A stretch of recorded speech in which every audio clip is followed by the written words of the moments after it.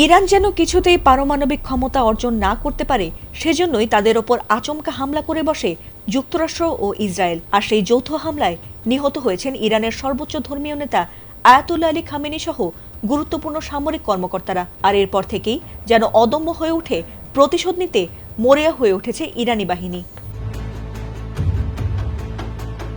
আর তাই মধ্যপ্রাচ্যে একে একে মার্কিন ঘাঁটি, স্থাপনা, দূতাবাসে ব্যাপক ধ্বংসযজ্ঞ চালাচ্ছে তারা।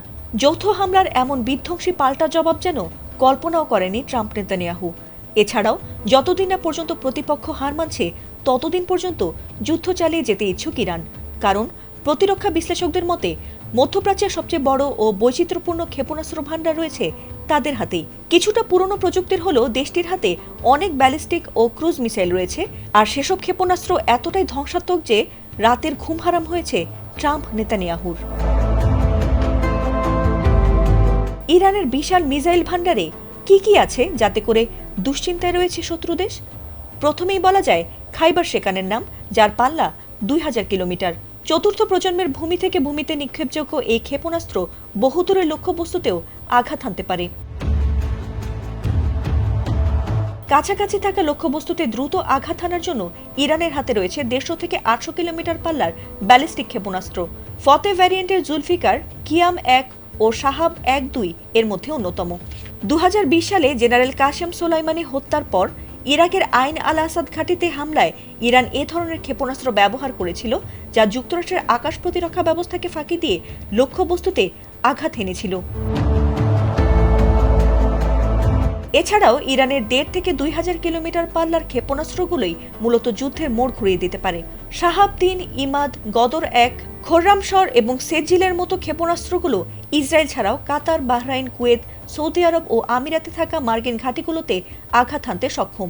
বিশেষ করে সলিড ফুয়েলের সেজিল দ্রুত মোতায়েন করার উপযোগী হওয়ায় এটি ইরানের পাল্টা হামলার অন্যতম প্রধান হাতিয়ার। এছাড়াও ইরানের হাতে রয়েছে সুমার, ইয়া আলী, কুদস, পাভে এবং রাদের মতো ক্রুজ মিসাইল। এর সঙ্গে যুক্ত হয়েছে ইরানের সস্তা কিন্তু কার্যকর কিছু ড্রোন।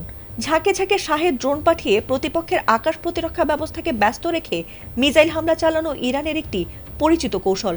তাছাড়া ইরানের হাতে রয়েছে জাহাজ বিধ্বংসী ক্ষেপণাস্ত্র, নেভাল মাইন ও ড্রোন, যা দিয়ে হরমুজ প্রণালীতে বাণিজ্যিক জাহাজ ও তেলবাহী ট্যাঙ্কারে হামলা চালানো সম্ভব।